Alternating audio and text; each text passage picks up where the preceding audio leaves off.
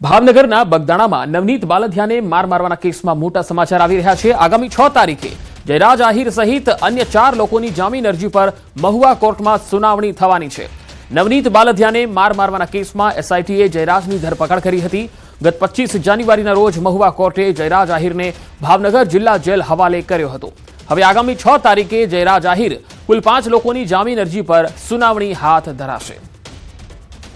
તો જયરાજ આહિર સહિત 5ની જે છે એમની જામીન અરજી પર સુનાવણી થવાની છે। વધુ માહિતી મેળવીએ સંવાદદાતા ભાવનગરથી નીતિન ગોહિલ જોડાયા છે। નીતિન, આ મામલામાં હવે આગળ શું થઈ શકે?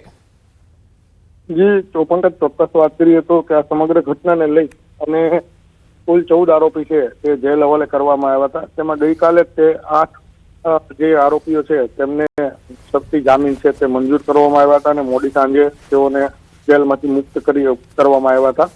ત્યારે અન્ય જે બાકી રહેતા જે આરોપી હોય છે, જેમાં ખાસ કરી વાત કરીએ તો નવનીત બાલધિયા દ્વારા જે માર મારવાની ઘટનાના કેસમાં જે જયરાજ આહિર છે તેમનું નામ પણ તેઓ દ્વારા છે આક્ષેપો કરવામાં આવતું હતું અને તેમની પણ સીટ દ્વારા બે વખત પૂછપરછ કરીને બીજી વખત જ્યારે પૂછપરછ માટે બોલાવવામાં આવ્યા ત્યારે તેમની ધરપકડ કરવામાં આવી હતી અને તેઓને પણ જેલ હવાલે કરવામાં આવ્યા। ત્યારે ચોક્કસ કહી શકાય કે ગત 25 જાન્યુઆરીએ આ જે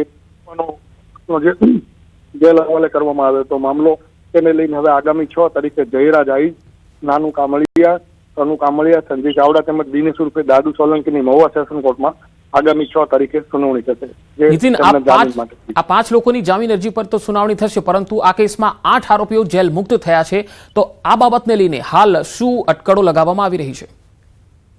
જી વાત કરીએ તો ત્યાંના જે અમુક લોકો છે તેમના દ્વારા આ અંગે એવી અટકળો લગાવવામાં આવી છે અને એવા આક્ષેપો પણ કરવામાં આવ્યા હતા કે સાંજની બંદી બાદ આરોપીને જેલમાં મુક્ત કરતા સવાલો ઉઠ્યા હતા અને તેને લઈને પણ કંઈક ને કંઈક છે એ આ જે ભોગ બનનાર છે તેમાં કંઈક ને કંઈક અસંતોષ છે તેવું જણાઈ રહ્યું છે। જી નીતિન, આભાર માહિતી આપવા માટે। બનાસકાંઠાના ગઠમણ ગામે મંદિરમાં ચોરી થઈ ગઈ। પાલનપુર તાલુકાનું આ ગઠમણ ગામ છે, જ્યાં મંદિરમાં તસ્કરો ત્રાટક્યા અને આખી ઘટના સીસીટીવીમાં પણ કેદ થઈ। આ તસવીરોમાં તમે તસ્કરને જોઈ શકો છો। રાત્રિ દરમિયાન જોગણી માતાના મંદિરમાં પ્રવેશ કરી માતાજીના ચાંદીના છતરની ચોરી કરી ગયા અને ફરાર થઈ ગયા। 500 ગ્રામ જેટલા ચાંદીના છતરની ચોરી કરી ગામમાં લગાવવામાં આવેલા સીસીટીવી કેમેરામાં 3 તસ્કરો કેદ થયા। સીસીટીવી ફૂટેજના આધારે ગ્રામજનોએ તાલુકા પોલીસ મથકે જાણ કરી। તાલુકા પોલીસે આ સીસીટીવીના આધારે હાલ તપાસ હાથ ધરી છે। તસવીરોમાં તમે જોઈ શકો છો। વધુ માહિતી મેળવીએ સંવાદદાતા કિશોર તુવર બનાસકાંઠાથી જોડાયા છે। કિશોર, આ તસ્કરો જે સીસીટીવીમાં દેખાઈ રહ્યા છે તેની કોઈ કડી મળી શકી છે? ચોક્કસથી પાલનપુર તાલુકાના ગઠામણ ગામે મંદિરમાં જે ચોરી થઈ હતી, આ ચોરી જે છે તે ગામમાં મંદિરમાં લાગેલ સીસીટીવી કેમેરામાં કેદ થઈ છે અને 3 શખ્સો છે તે પણ આ સીસીટીવીમાં કેદ થયા છે। આ સમગ્ર મામલે અત્યારે તો પાલનપુર તાલુકા પોલીસે સીસીટીવી ફૂટેજ મેળવ્યા છે અને તેના આધારે અત્યારે તપાસ હાથ ધરવામાં આવી છે।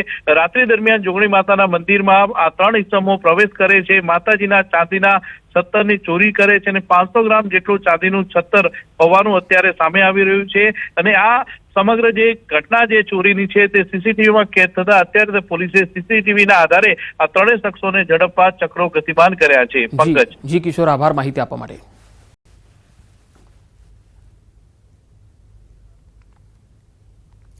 રાજકોટના ગોંડલ ચોકડી નજીક માલધારી ફાટક પર સોમવારે સાંજે વંદે ભારત એક્સપ્રેસ ટ્રેનની અડફેટે 2 યુવકોના મૃત્યુ થઈ ગયા અને 1 ઘાયલ છે।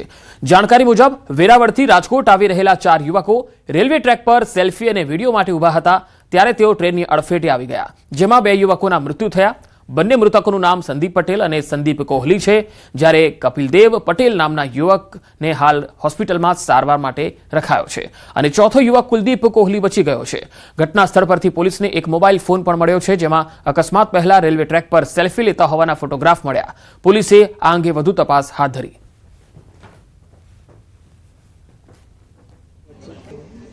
जा रहे थे फोटो वोटो सेल्फी खींचते ही रेलवे पे हमने भी बोला, उसने बोला कि चलो खींच लेते हैं। वो खींचने लगा तब तक सामने से ट्रेन आ गई अचानक। फिर उसके बाद वो ट्रेन आई, हम लोग इधर उधर पड़े थे। वहाँ घटना ऐसा घटा है, एक आदमी तुरंत दर पे ही खत्म हो गया है, एक को यहाँ लाते लाते हॉस्पिटल में खत्म हो गया है, एक का भी कोई पता नहीं है, कुछ बता नहीं सकते उसके बारे में। कितने दोस्त थे वहाँ पे तुम्हारे? वहाँ हमारे 4 दोस्त थे।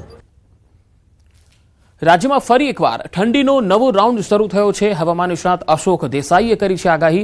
આજથી 6 ફેબ્રુઆરી સુધી ઠંડીનો ચમકારો રહેશે. 10 થી લઈને 14 ફેબ્રુઆરીમાં ફરીથી ઠંડીનું જોર વધશે. 7 ફેબ્રુઆરી ફરીથી વેસ્ટર્ન ડિસ્ટર્બન્સ આવશે. રાજ્યમાં 15 માર્ચ સુધી ઠંડી રહેશે. વારંવાર તાપમાન ફેરફાર થવાના કારણે શિયાળુ પાકને પણ અસર જોવા મળી શકે છે.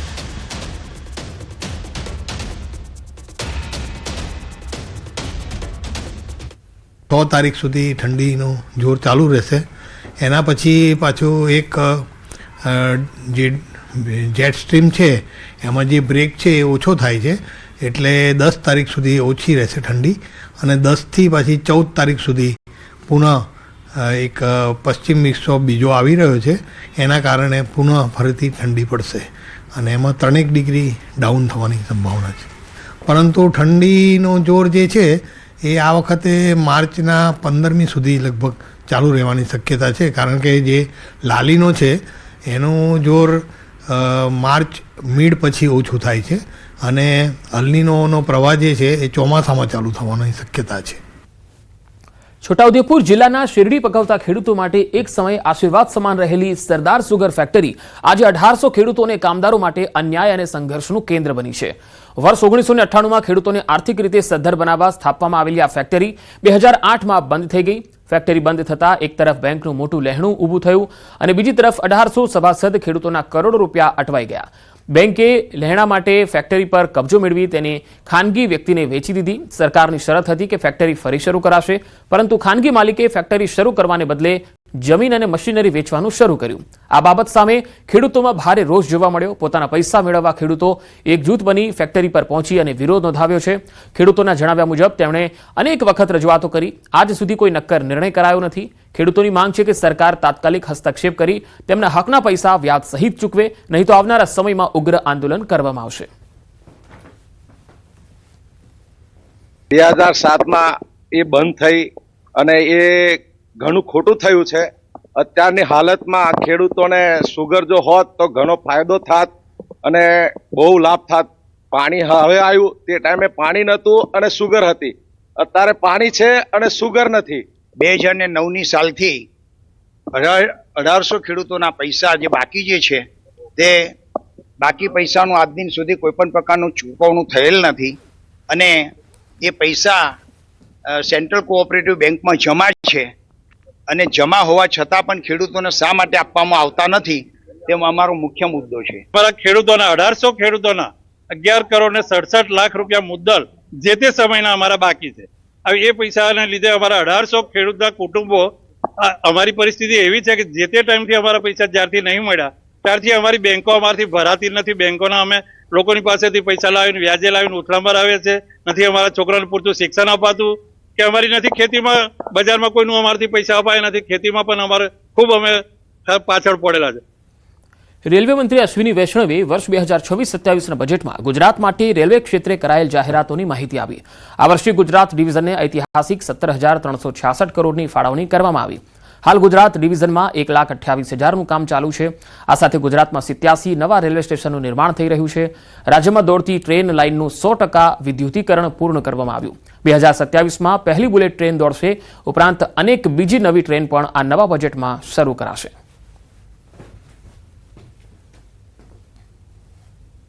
टोटल गुजरात में इंफ्रास्ट्रक्चर के जो जितने प्रोजेक्ट चल रहे हैं वो अभी 1,28,748 करोड़ के चल रहे हैं.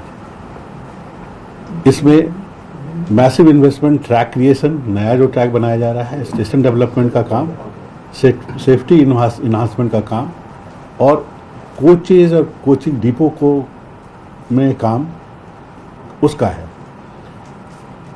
टोटल अमृत स्टेशन 87 गुजरात को मिले हैं. रीडेवलपमेंट का काम चल रहा है, उसमें पुनर्निर्माण का काम चल रहा है. उसमें 19 स्टेशंस का काम कंप्लीट कर लिया गया है. મધ્યપ્રદેશના મુખ્યમંત્રી સાસણગીરની મુલાકાતે પહોંચ્યા. મુખ્યમંત્રી મોહન યાદવે ગીરની શિસ્તબદ્ધ વ્યવસ્થા જોઈ. ગીરની કેસર કેરી અને સિંહોના રક્ષણના વખાણ કર્યા. વડાપ્રધાન મોદીએ બનાવેલા વન મોડલથી સીએમ પ્રભાવિત પણ થયા. ભૂપેન્દ્ર પટેલ સરકારના મેનેજમેન્ટને તેમણે સૌથી લાજવાબ ગણાવ્યું. જંગલ અને ટુરિઝમમાં હવે મધ્યપ્રદેશ પણ શીખ લેશે. ગીરના મેનેજમેન્ટના પાઠ પણ હવે એમપીમાં ભણાવાશે. બંને રાજ્યો વચ્ચે પ્રવાસનની નવી અતૂટ જુગલબંધી જામશે. સિંહના સંરક્ષણ માટે ગુજરાતની શિસ્ત છે બેમિસાલ. તેમણે આ વાત પણ કહી. મુખ્યમંત્રીએ મીડિયા સમક્ષ વિદેશી પ્રવાસીઓના પણ સાથે વાર્તાલાપ કર્યો. વન વ્યવસ્થાપનમાં ગુજરાતના અનુભવોથી દેશને નવી દિશા મળશે. और जिस प्रकार का ये सुप्रबंधन किया है माननीय मोदी जी के शासनकाल से, बाद में परवर्ती काल के सभी मुख्यमंत्री माननीय भूपेंद्र पटेल जी ने भी काफी ध्यान दिया है, काफी अच्छे प्रकार से मेंटेन किया है और उम्मीद करते हैं कि हमारे राज्य के अंदर भी हम इससे अच्छी बातों को लेके जाएंगे और कई सारी हमारे यहाँ की अच्छी बातें भी हैं. परस्पर फॉरेस्ट के अंदर